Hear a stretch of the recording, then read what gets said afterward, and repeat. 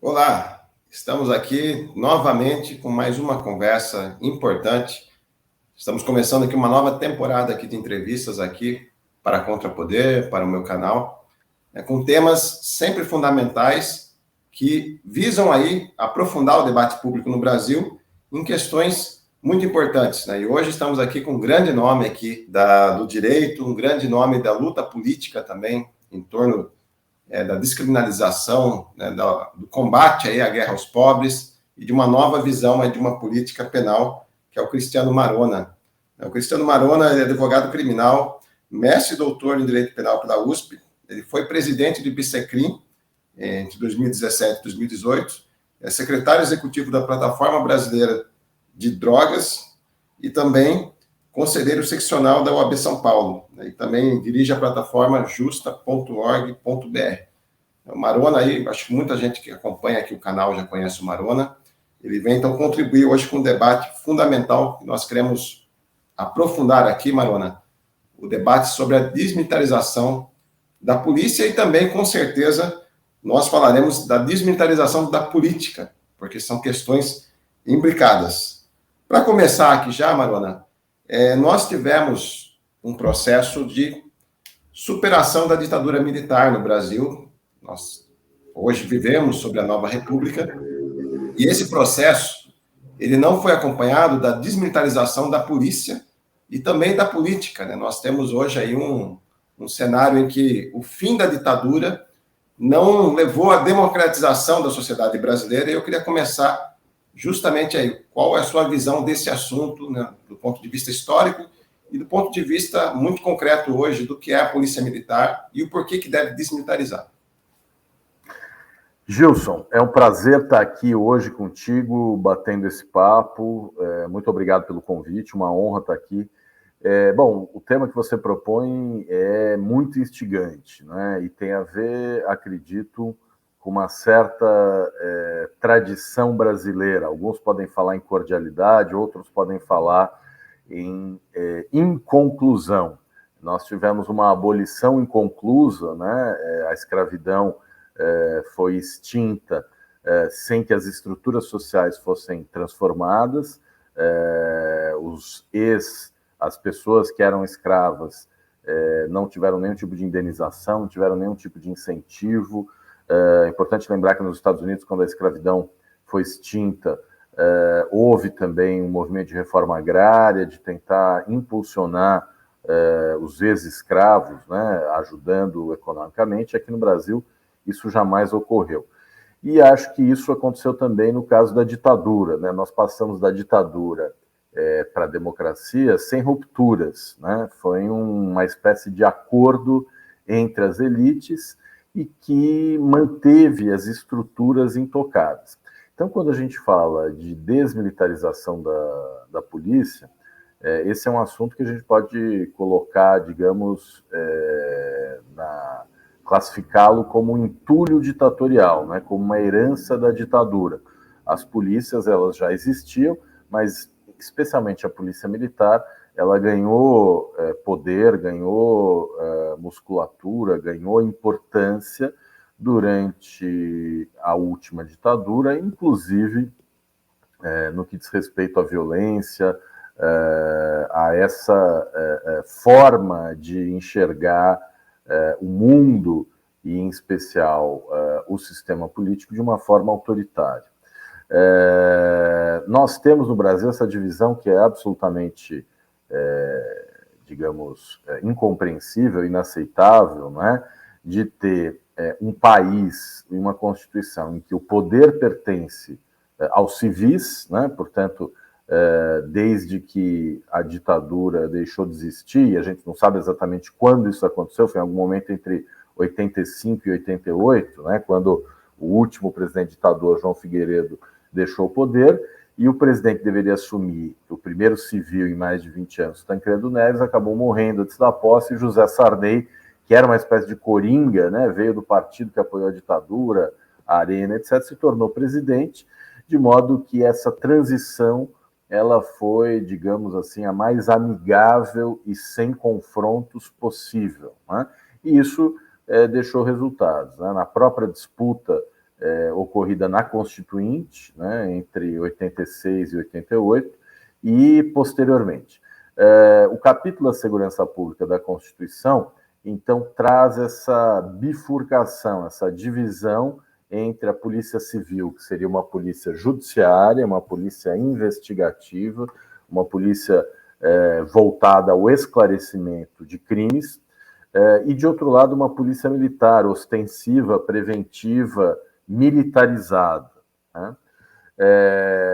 Os problemas disso são inúmeros, né? Eu lembro que eu entrei na faculdade em 1988 e desde que a Constituição foi promulgada em 5 de outubro de 88, já há uma proposta de emenda à Constituição com o objetivo de desmilitarizar a polícia. Eu lembro que nessa época o movimento era puxado pelo professor Fábio Comparato e outros que entendiam que não fazia sentido ter uma polícia militar, como de fato não faz, né? Se o poder é civil, a polícia e a estrutura de Estado toda deve ser civil também. O que existem nas grandes democracias, nas democracias consolidadas, são polícias civis e há lá uma estrutura, um batalhão responsável por distúrbios sociais e que entra em ação em situações excepcionais, né? Mas, como regra, o policiamento é feito por civis. E a gente pode avaliar que de 1988 para cá, já são 33 anos, né? A manutenção de uma polícia militar vem mostrando seus resultados danosos, né? Então, como não houve uma transição democrática entre ditadura e democracia, a polícia militar continuou agindo com autoritarismo, com truculência. Não é à toa que nós temos hoje a polícia que mais mata e também a que mais morre. É importante dizer isso, né? Nós temos uma polícia extremamente letal, uma polícia que, na prática, realiza um genocídio, né? A morte em massa da população negra periférica, e temos uma situação de absoluta impunidade desses crimes, né? Então, nós temos não apenas essa altíssima taxa de letalidade estatal, né, decorrente das ações estatais. Tivemos, algum tempo atrás, aí, a operação no Morro do Jacarezinho, no Rio de Janeiro, com mais de 25 pessoas mortas, e a polícia exaltou isso como uma operação bem-sucedida, né? Então, nós temos uma política criminal que promove a morte como resposta estatal para garantir a segurança pública. Isso é realmente algo... Diga. Não, justamente eu vou aproveitar até esse gancho seu, porque no Brasil, você falou da política criminal. Primeiro, tem um absurdo, vamos chamar de uma aberração, é que programas de TV, isso durante toda a Nova República, programas que violam a Constituição, né, defendendo o extermínio, contra os direitos humanos, em concessões públicas, né? Primeiro, isso é um absurdo, né? Acho que nenhuma democracia sequer liberal seria possível você ter numa concessão pública programas como esses programas, né, muito comuns aí, em que as pessoas, com bravatas, estabelecem que o extermínio dos pobres é a política de segurança pública. Você começou a entrar no tema, eu queria que você falasse um pouco para nós agora sobre o que seria a guerra às drogas ou guerra aos pobres, né? Qual é essa política criminal que está dominante hoje? Pois bem, a guerra às drogas é um modelo de controle, né? Tentando resumir uma longa história, no final do século XIX, havia nos Estados Unidos um movimento de origem religiosa, puritana, que objetivava realizar uma espécie de ortopedia moral, né, de garantir, digamos assim, afastar o ser humano dos vícios, do vício do jogo, da bebida, da prostituição. Esse movimento, o movimento da temperança, as ligas anti-salum, acabou prosperando e entre 1919 e 1933 houve nos Estados Unidos a proibição do comércio de álcool, a lei seca, né? Durante esse período, as pessoas não deixaram de consumir álcool, mas o álcool passou a ser produzido de forma artesanal, sem nenhum controle sanitário, e a ser consumido em festas secretas, proibidas, até que em 1933 essa proibição ela foi extinta. Mas enquanto ela perdurou, mafiosos como Meyer Lansky, Lucky Luciano, Al Capone dominaram esse comércio e ganharam muito dinheiro. Criada essa estrutura institucional para as bebidas, em 1933 ela deixou de funcionar, mas logo em seguida um sujeito chamado Harry Eslinger, que era o responsável pelo escritório de narcóticos do governo federal americano, engendrou um movimento internacional para proibir a produção, o comércio e o consumo de certas substâncias, em especial a cannabis, a cocaína e a heroína. E desde o início disso que nós chamamos de proibicionismo das drogas, né, que é a radicalização de uma causa moral, o que nós vemos é que a guerra às drogas é, na verdade, uma guerra contra certas pessoas, né? As pesquisas mostram muito claramente que pessoas brancas consomem mais drogas do que pessoas não brancas. No entanto, pessoas não brancas são alvo de buscas, de abordagens policiais em muito maior número do que as pessoas brancas. O que isso revela? Que a guerra às drogas, que a proibição de certas substâncias, né, que a criminalização da posse e do comércio dessas substâncias proibidas, ela tem um discurso oficial, mas ela tem uma função latente, né? O discurso oficial é proteger a saúde pública. Mas aí a gente observa que algumas substâncias que são comercializadas legalmente, como é o caso do álcool, do tabaco e dos fármacos, causam tanto mal à saúde, ou às vezes até mais, do que substâncias que são proibidas, como é o caso da maconha, por exemplo, que tem potenciais terapêuticos, né? Inclusive, é importante dizer que a Comissão de Drogas Narcóticas, que é o, digamos assim, o principal órgão do sistema ONU que trata das políticas de drogas, que tem a responsabilidade de fiscalizar e implementar a aplicação dos tratados internacionais, a Comissão de Drogas Narcóticas aprovou, em fins de 2020, a reclassificação da cannabis. A cannabis ela estava na lista 4 da Convenção Única de Entorpecentes de 1961, que é a lista das substâncias mais perigosas à saúde e com nenhuma propriedade terapêutica reconhecida. E a maconha vem tendo a sua propriedade terapêutica reconhecida no mundo todo, em especial nos Estados Unidos, para tratar doenças graves, e por isso a Comissão de Drogas Narcóticas resolveu reclassificar a maconha, tirando a maconha da lista 4 da Convenção de 1961. Então, o que nós temos hoje é a revelação muito clara de que esse modelo global de controle de drogas, que tem na guerra às drogas o seu principal instrumento, é um modelo fracassado, porque as drogas, apesar de toda a repressão, todo o dinheiro investido, elas não deixaram de existir, né? Elas são controladas por organizações criminosas que faturam muito dinheiro com esse negócio, e existe uma demanda global que é, digamos assim, a grande questão, né? Enquanto houver pessoas no mundo interessadas, desejosas de consumir substâncias, esse comércio não vai deixar de existir, né?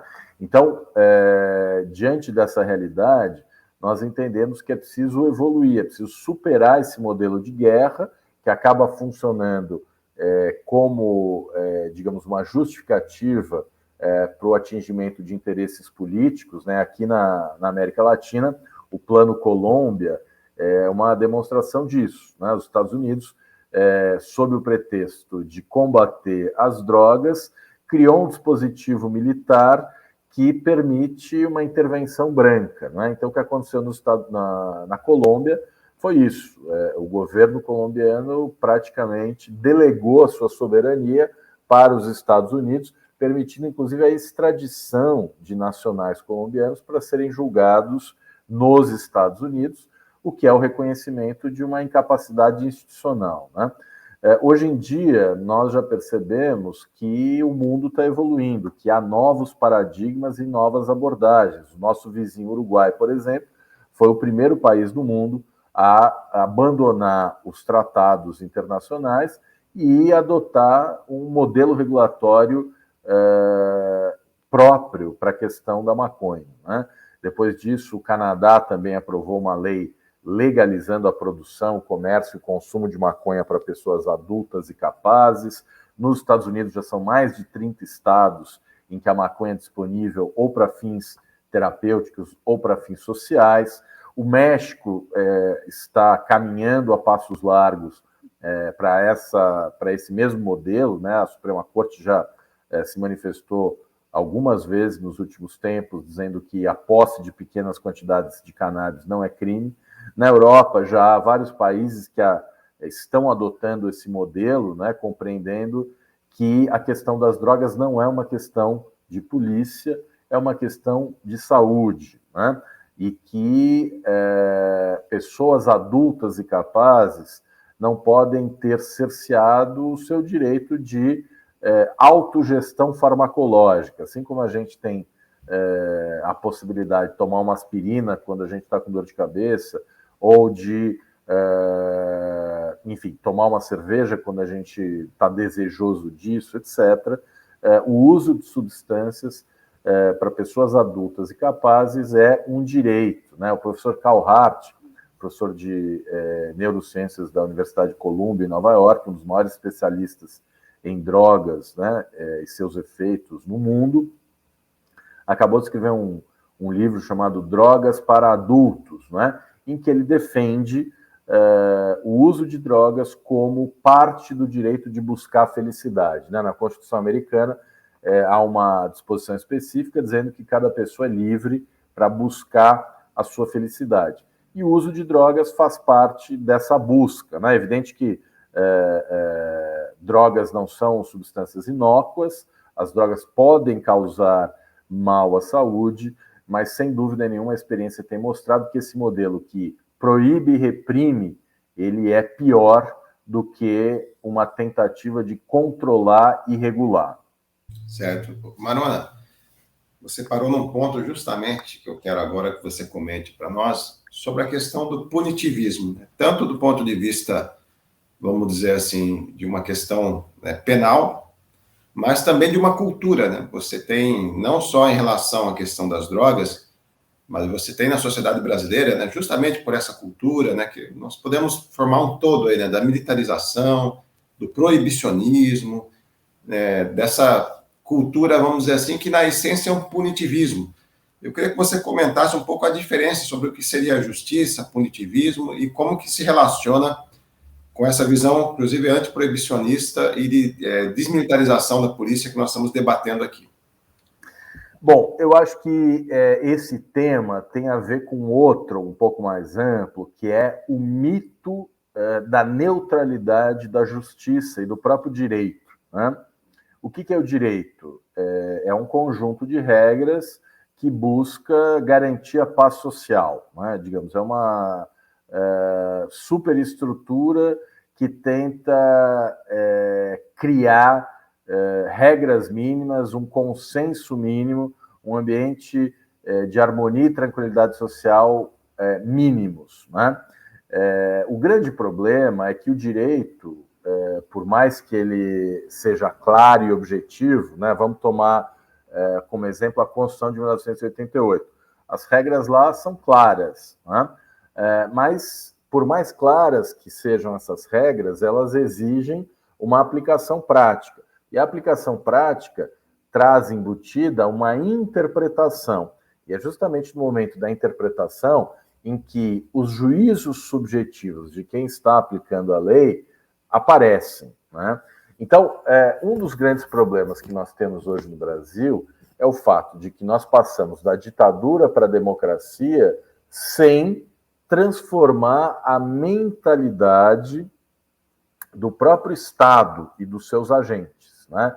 Então, no caso do Executivo e do Legislativo, nós temos eleições. Então, os militares que ocuparam o poder durante a ditadura, ou mesmo os civis que estavam no poder durante esse período foram substituídos por representantes eleitos, né? Então, o povo escolhe o presidente da República, o governador, o prefeito, os deputados, os senadores, os deputados estaduais, os vereadores, né? Nesse ponto de vista, o legislativo e o executivo sofreram um influxo, né? Uma influência dos novos tempos. No caso do Judiciário e do Ministério Público, não houve qualquer mudança. Houve simplesmente uma ultrapassagem do período ditatorial para o período democrático, sem qualquer transformação da mentalidade. Então, ao longo dos últimos 33 anos, quando a Constituição entrou em vigor, o que nós tivemos foi um judiciário predando a Constituição, um judiciário que sabotou a Constituição, né? Um judiciário que tentava limitar o alcance da Constituição a partir de uma interpretação autoritária. Então, é muito comum a gente achar aí na jurisprudência, nas decisões judiciais, formas de interpretar a Constituição que buscam preservar o caráter autoritário do direito, né? Então, por exemplo, a Constituição entrou em vigor em 88, dizendo lá no artigo 5º que ninguém será tratado como culpado senão após o trânsito de sentença penal condenatória. De 1988 até 2009, essa regra foi ignorada e a chamada execução provisória da pena, que é uma contradictio in adjecto, né? Porque se a execução da pena pressupõe trânsito em julgado e se é provisória não é execução da pena, é prisão cautelar.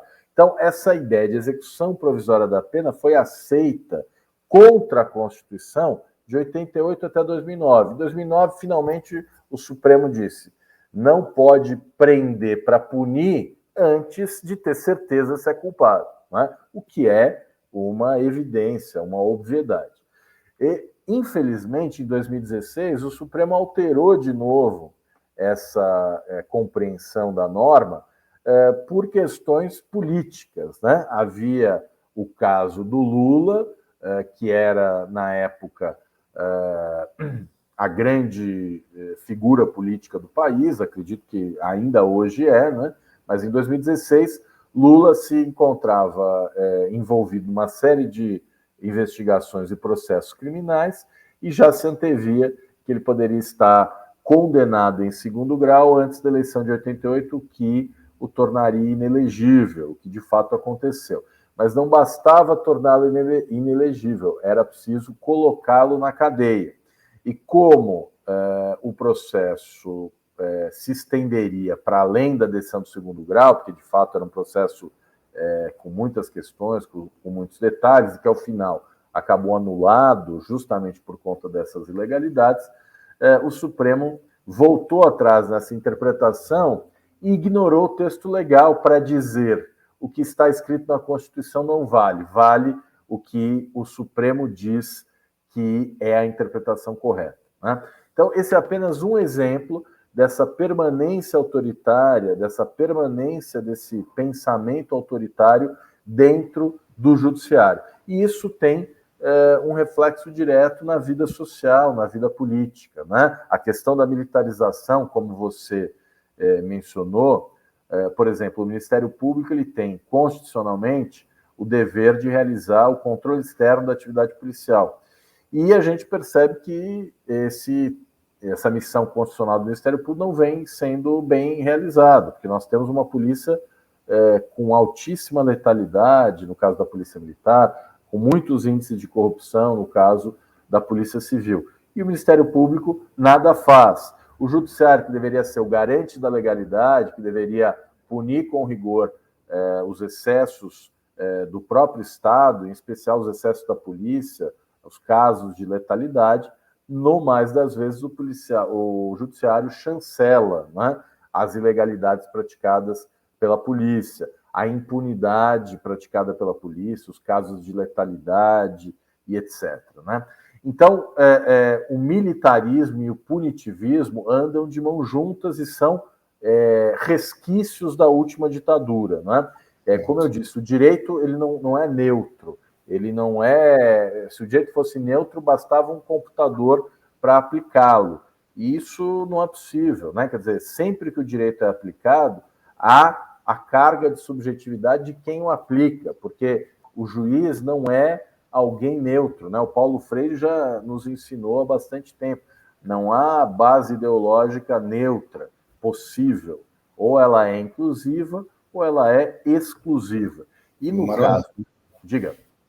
Não, para aproveitar aqui, nosso tempo aqui é um pouco curto, né? E o assunto aqui tá excelente, né? Conversar com o Marona é sempre uma alegria.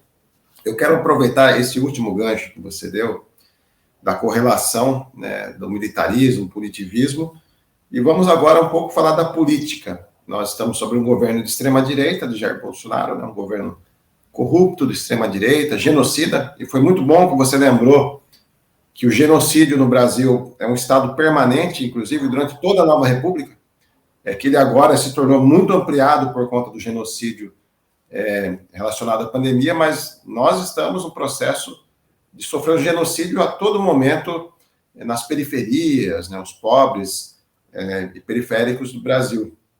Eu queria que você comentasse agora para nós um pouco isso, a relação, vamos chamar assim, desse todo de punitivismo, de proibicionismo, de militarismo, com a ascensão do Bolsonaro. Não só a ascensão do Bolsonaro, mas uma parcela significativa da sociedade brasileira que defende abertamente um golpe de Estado e é uma parcela nazifascista, vamos usar o termo correto, é nazifascista. Não tem os elementos teóricos daquele nazifascismo clássico, mas é um nazifascismo prático, né? Eles defendem uma política que você não tem como enquadrar, a não ser como uma política nazifascista. Como que você enxerga essa correlação com a ascensão do Bolsonaro e a situação que nós vivemos hoje? Eu acho que o Bolsonaro é o resultado final desse processo de negação da Constituição, né? A Constituição em 88 foi uma tentativa de reconciliar a sociedade brasileira com ela mesma, né? Porque, voltando um pouco no tempo, a ditadura ela não foi apenas uma ditadura militar, ela foi uma ditadura civil-militar, né? Setores da indústria, setores do comércio, a Fiesp, o empresariado, bancaram econômica e politicamente o golpe de 64. Né? E como nós não tivemos punição da tortura, punição dos crimes contra a humanidade, punição dos extermínios extrajudiciais que aconteceram durante a ditadura, até hoje há parentes de pessoas desaparecidas que não puderam sequer ter acesso aos restos mortais dos seus parentes, não puderam sequer sepultar os seus parentes, né? Nós tivemos uma tentativa de comissão da verdade que foi desmantelada agora, desde o governo Temer e agora especialmente no governo Bolsonaro. Então, eu vejo o bolsonarismo como, digamos assim, o último capítulo nesse processo de sabotagem da redemocratização, né? A redemocratização, a nova república nasceu no Brasil cheia de esperanças e de promessas, e 33 anos depois o que nós vemos é que as promessas não foram cumpridas, em especial as promessas constitucionais de redução das desigualdades, de capacidade contributiva na questão tributária, de reforma agrária, né? Tudo isso acabou ficando para trás.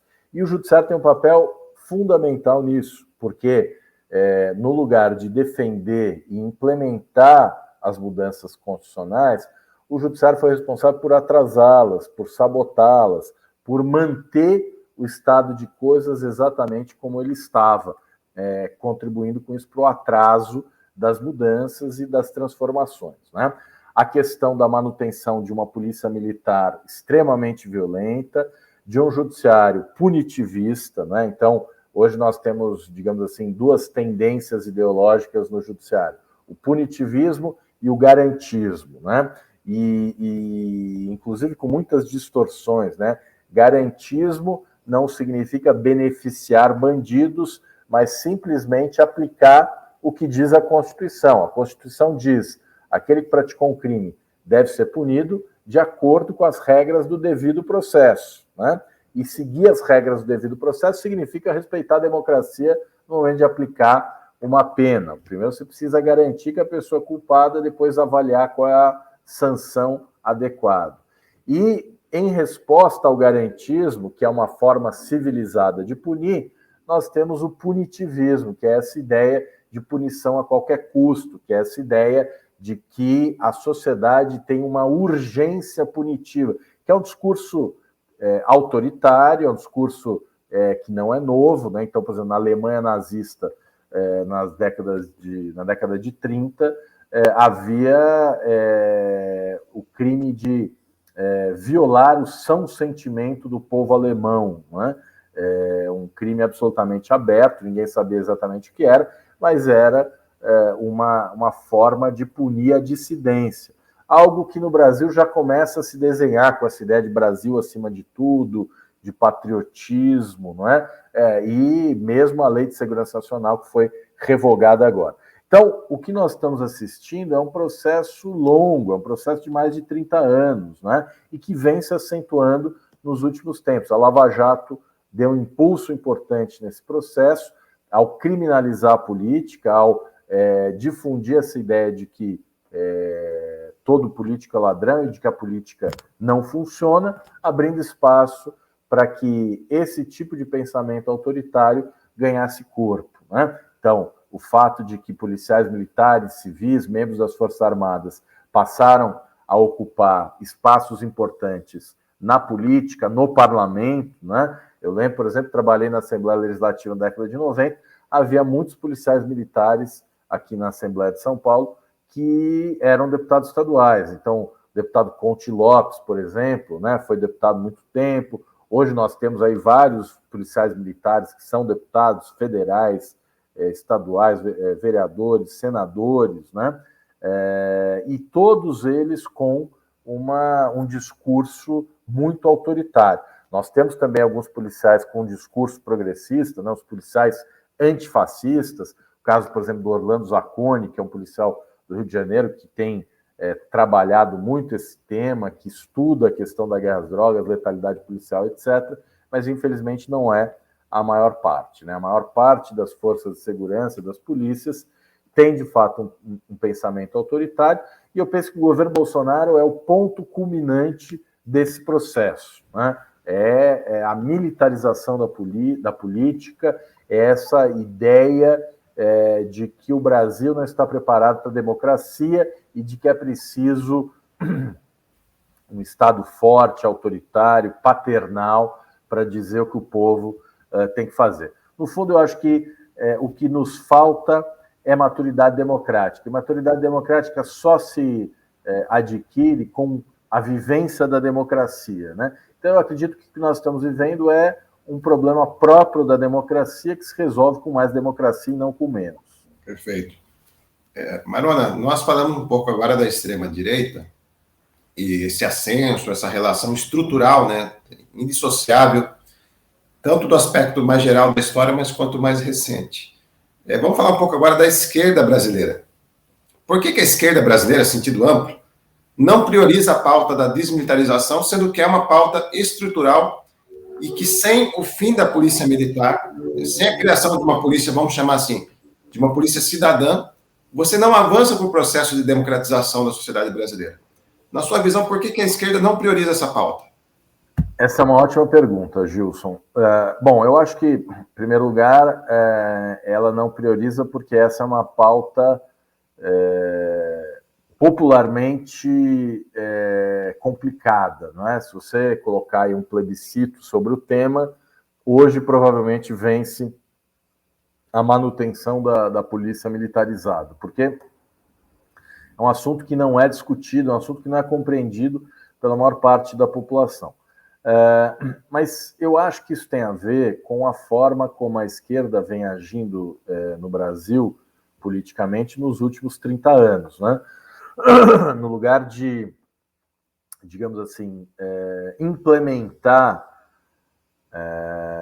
marcos regulatórios que promovam a transformação social da qual necessitamos, no rumo da redução da desigualdade, no rumo de maior taxação tributária daqueles que têm mais dinheiro, a esquerda brasileira opera na base do pacto com as elites, né?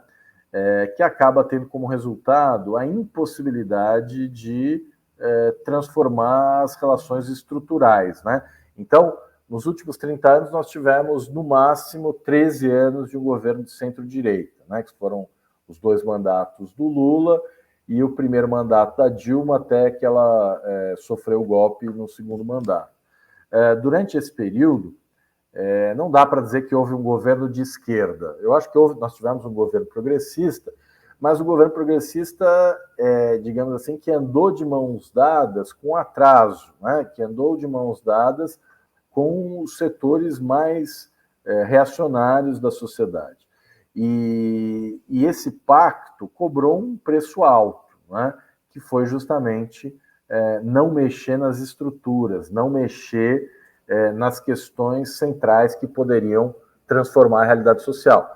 A reforma agrária, por exemplo, andou muito pouco. Andou, em alguma medida, no governo Lula e no governo Dilma. Hoje, a gente já sabe que a reforma agrária está praticamente parada, porque o agronegócio hoje tem, digamos assim, o poder nas mãos. Mas durante os governos do PT, o agronegócio também fazia parte da coalizão governista, né? O Blairo Maggi, que é um dos principais representantes do agronegócio no Brasil, foi ministro do Lula, né? Então, o grande problema que eu vejo não há como mudar a realidade sem confronto, né? A política do pacto com as elites, né? Da transformação por meio da inclusão dos setores que serão impactados por essa transformação, já mostrou que não funciona, né? Então, quando o governo Lula assumiu, havia uma grande expectativa de mudanças na relação com as polícias, na relação com as Forças Armadas. E o que a gente viu é que depois que o governo terminou, essas mudanças não aconteceram, as relações continuaram exatamente as mesmas. Aliás, o governo Lula não foi capaz de revelar os segredos da ditadura, os documentos que haviam sido subtraídos e escondidos da população e que eram documentos importantes para revelar responsabilidades, para revelar o envolvimento do Estado nessa política de extermínio dos dissidentes, de tortura e morte. Tudo isso foi deixado de lado em nome de uma conciliação, né? Em nome da criação de uma conjuntura favorável. E quando a conjuntura mudou e o ambiente político se tornou hostil para esse campo político da esquerda, o que houve é que esse campo conservador simplesmente não hesitou em rifar o progressismo, rifar o campo da esquerda, inclusive perseguindo criminalmente, né? Eu acho que a lição que fica é essa: não é possível mudar a realidade andando de braços dados com a direita, né? É preciso confrontar esses setores, é preciso ocupar esse espaço político, não com pactos, mas com ideias transformadoras. Perfeito. Cristiano, nós estamos encerrando já aqui, nosso tempo é curto, passou muito rápido, foi uma conversa excelente, inclusive essa sua última resposta, ela é de uma profundidade imensa e desmistifica um pouco o que muitos hoje, né, tendo em vista que o Bolsonaro está aí na presidência, depositam ilusões e falsas esperanças no retorno do petismo, sendo que o petismo já comprovou que é um projeto da ordem, né? E a esquerda, sentido amplo, sendo bem generoso, ela busca, na verdade, se tornar palatável ao sistema. E aí que está o não enfrentamento, a não busca de rupturas. Sem confronto e sem rupturas não muda o Brasil. Cristiano, agradecemos muito, foi uma excelente conversa, eu acredito que já fica convidado aí para um futuro papo, porque hoje nós só começamos aqui a nossa prosa, tá? Então, se quiser deixar um último comentário, fique à vontade. Gilson, eu quero dizer que foi um grande prazer estar aqui contigo, parabéns pelo seu trabalho. Eu acredito que nós só vamos mudar a nossa realidade se nós discutirmos a respeito, né, e criarmos uma massa crítica, criarmos uma compreensão a respeito do que vivemos e do que precisamos fazer para transformar a nossa realidade. Muito obrigado pelo convite, parabéns pelo trabalho.